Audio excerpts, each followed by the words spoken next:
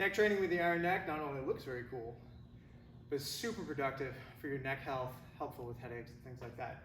The only trouble is it is quite nuanced. Training your neck is not entirely dissimilar from the way we train other parts of our body, but it does demand some level of detail that we maybe don't have to apply when we're doing bicep curls. So first things first is I want this thing to be about eye level, or actually just about forehead level, so that this thing is tugging basically true, as opposed to if it's way down here and I'm technically pulling kind of like down on this or up on my head. So right at forehead level, and it should be pretty obvious. You can actually see the line, and I'm like, okay, I'm looking pretty good. So without going into the deep nuances of each movement, I'm going to give you some general characteristics of how they behave so that you can apply them to each one. So the first is, I want my shoulders to be down and back to the greatest degree possible.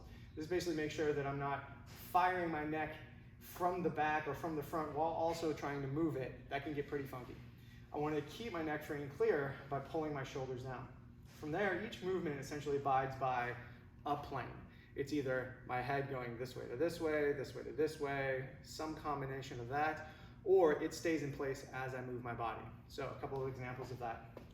Pull my shoulders down and back in the sockets, take a little step back for some tension, and I'm just getting very simple rotations. And so the primary goal here is basically take my nose and create a perfectly straight line from shoulder to shoulder. Also what I'm trying to do is not move my body. This is probably the most difficult thing to do, is isolate the neck.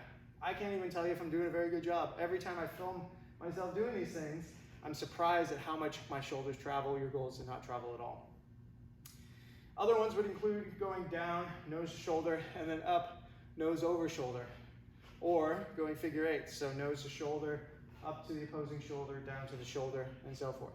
We've also got some different ranges of motion like protract and retract. Again, I'm trying to move nothing from basically the clavicle down, staying nice and braced in the lower body, push my nose forward, pull my chin back.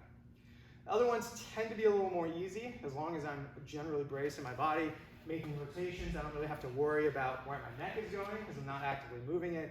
Likewise, as I reach back behind me, as long as my neck is fixed in place and traveling with my body, I'm good to go, as opposed to if I were to, I guess, somehow go like this, that would be kind of a funky adaptation of this.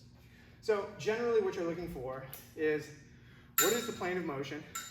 I like to use my nose as a guide. No matter what I'm doing, my nose is, I can kind of like just see it out of the corner of my eye, and I'm using that as a guide. Shoulders stay fixed in place, abs stay tight, and in general, less is more. I don't really need to yank on this thing like crazy. Just a bit of tension is all I need until I get strong enough where this doesn't feel like it's producing anything for me. Nuance, attention to detail, go slow, be patient. Your neck isn't as adaptive and resilient as your quads. It doesn't get strong as quickly, but it can get stronger and it can do good things for you in terms of your headache and posture and all that kind of good stuff.